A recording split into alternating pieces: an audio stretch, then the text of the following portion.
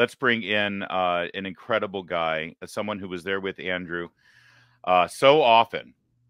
You were John Ondrasik, of course. You recognize the great John Ondrasik, Five for Fighting, one of the finest singer-songwriters of the last 15, 20 years.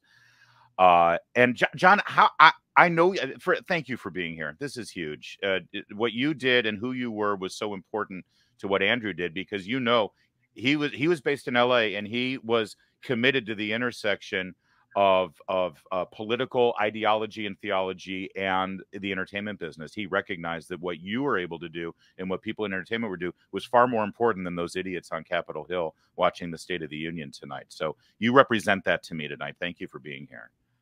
Well, thank you, Larry. Thanks for having me. It's as I'm watching you, yeah, it's a day of tears, but also smiles and remembering such great times with Andrew. You know, watching the videos today, you just forget his energy, his presence. But it's great to be with you. And you're right. You know, I think Andrew was probably a bigger music fan than he was interested in politics. You know, he knew some of the most obscure bands I'd never heard of, and I'd actually go to him for my who's the cool band, dude, right?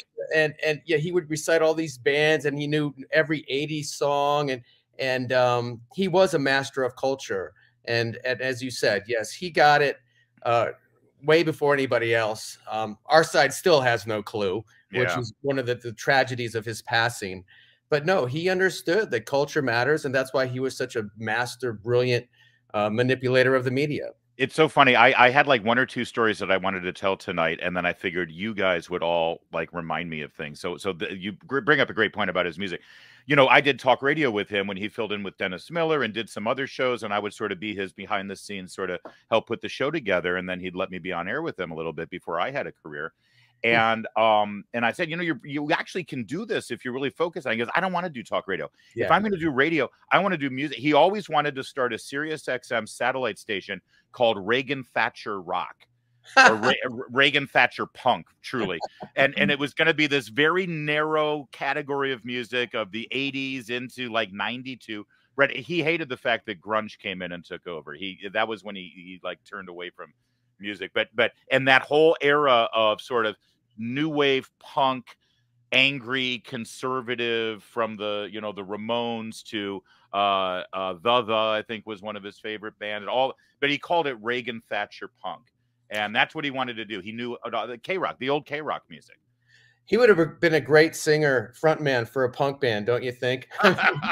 there's nothing he wouldn't have said, nothing he wouldn't have done.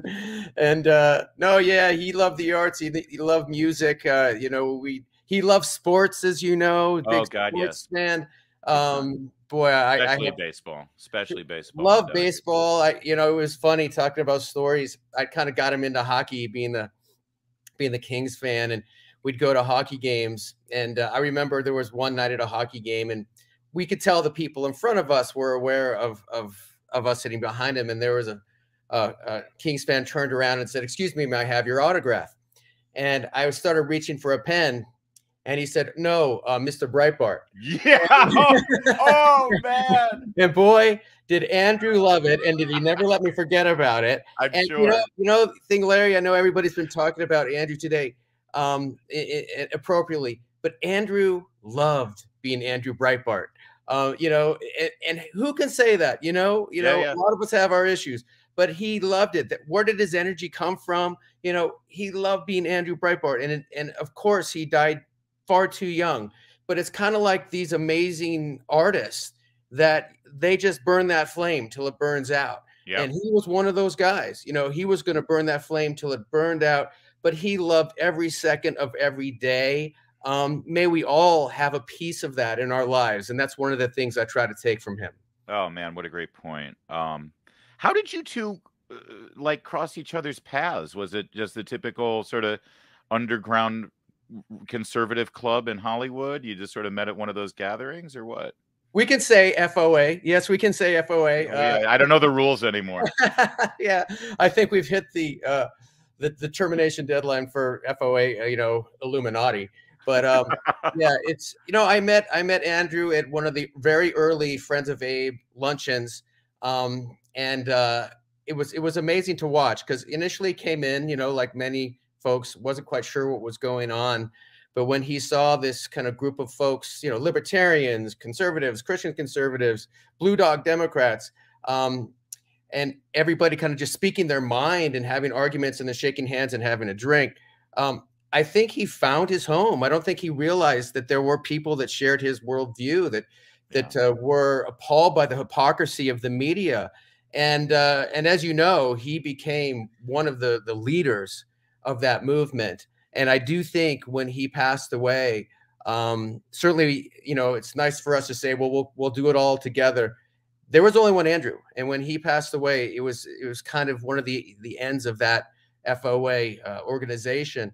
It really was. You're right. Yeah. Which is, again, just another tragedy of his passing. But boy, the times we had, the energy he brought to that room, the relationships, you know, he made, and to, you know, I'm sure you've talked. Look, I'm talking to you. You know, Right. look at you. I remember we were in the we're in the one of the Nixon Library. We or were at something. the Nixon Library where there was a live remote for Michael Medved. Michael Medved. I was doing Michael Medved show, and there were you know, this Broadway guy, you know, talking about a dream of being in talk radio, and look at you. I mean, there's so many stories like you where people have realized their dreams, but they had to have courage first to take that step. And I'm with you. I'm with you. I don't put out blood on my hands without Andrew Breitbart. You know, I don't have the balls to do it. And I think he inspires us every day, even though he's been gone for 10 years. Well, you know, John, you're so right. And we keep saying it. I said it with Alex and I said it with James. And I'll say it with you. Not one person can replace Andrew Breitbart, but because he inspired so many and he found so many people who could fit, it's almost like he was lining people up to fill in all of the spaces in case he wasn't here anymore. And I want to say you fill one of those spaces, because here's the thing. You got outraged over what happened in Afghanistan. You got outraged. We all got outraged. I hope we all got outraged over the horrific way we left Afghanistan and continue to have Americans left behind and our allies left behind. And John, you didn't sit there and say, yeah, someone should do something about this. Someone should fix this. Someone should say something about this. No, you said, you stepped up. You said, okay, this is my Breitbart moment. I'm going to do something about this. And this has now been your passion for several months. And you're helping get people home. You're helping to raise awareness. So, I mean, and you're using your art, your talent, your music and your voice to be able to do that. I mean, that's huge. Well, thank you. And I have to say, you know, there's kind of two folks that beyond my family members that I look to for, you know, putting that stuff out there. One was John McCain. I'm like, if this is a guy who can like let other folks go before him and getting out of Vietnam and stay and be tortured, I'm like, I can put out a song and have some people say mean things about me and maybe be canceled. And the other was Andrew, who was like, you know, we can sit here and whine and complain. The world's not fair. The media is a bunch of hypocrites. But unless we get out and say something, are we part of the problem? And I really, I can tell you right now, without Andrew Breitbart, his legacy, his memory, his friendship, there's no way I would have put that song out. And more importantly, once the song was out and YouTube takes the song down and people are, you know, piling on, you know, every morning I wake up and say, all right, what would Andrew do today? Yeah. And now, of course, I didn't have his genius, but some of his lessons on how to play the media, when to leap, when to stand back, what to say. I would put on my Andrew Breitbart hat and try to channel him. And I think we all do that in our jobs. And again, isn't that a great tribute to, at the end of the day, our buddy, you know, who we missed dearly. And you know, today we're thinking about Susie and his family. Yeah. And you know, but they're doing great, and his kids are doing great. So I know Andrew is very proud of them, and we're proud of them too. Yeah, well said. And we are spending a lot of time talking about his legacy and what he was like to work with and what he was like as a friend, but we shouldn't lose sight of that. We shouldn't lose sight of the family man and how important Susie and the kids were to him, and what a great dad he was, by the way. I mean, who doesn't want a dad that laughs as much as he does and just gets in there and plays? I mean, he was just a big kid with them. Yeah, and you know, we were in Grand Rapids once, and we took my son and his son Samson out fishing on Lake Michigan, and Andrew hated boats. He got seasick. And this was a lake. All right, this is not the ocean. This is like But he went out there, got sick as a dog, was throwing up through the boat, but like helping his son catch fish. Yeah, it's and Orson, his father-in-law, Yeah. what a great guy, so much fun, so many good times. But yeah, no, he had it right, and the other thing I try to take with me, we're in this kind of culture where we're always angry about something, it's Yeah. Ukraine now, it's the energy policy, State of the Union. We're always angry, and that really consumes us. And frankly, a lot of times it doesn't really help anything. But his kind of unique method of being that happy warrior, like, don't take it all too seriously, but take it seriously.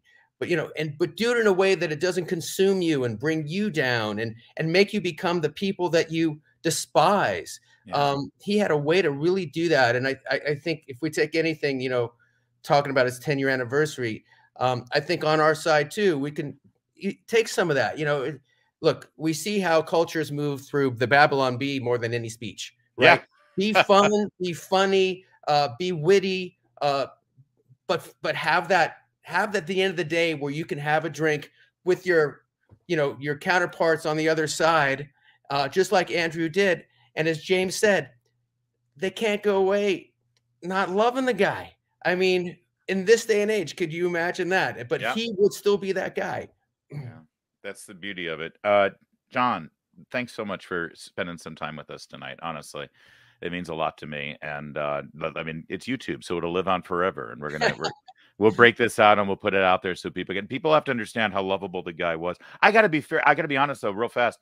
I am pleasantly surprised that it's almost across the board loving tributes to the guy today. The trolls have sort of sat back. I think even his detractors, certainly on his death, there were even his detractors at the time of his death said, wow, he was a great guy and he was a revolutionary.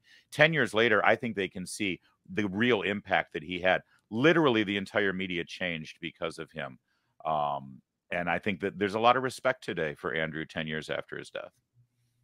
I agree, and you're a testament to that, and so are all the other folks you're having on. And I really appreciate you, reminding us who he was. It's a shot in the arm, especially in this day and age. Thanks, man. All right, buddy. John Ondrasik, keep on rocking. Take care. Can't always say that to everybody, but he's a rocker, so it's okay. Thanks, John.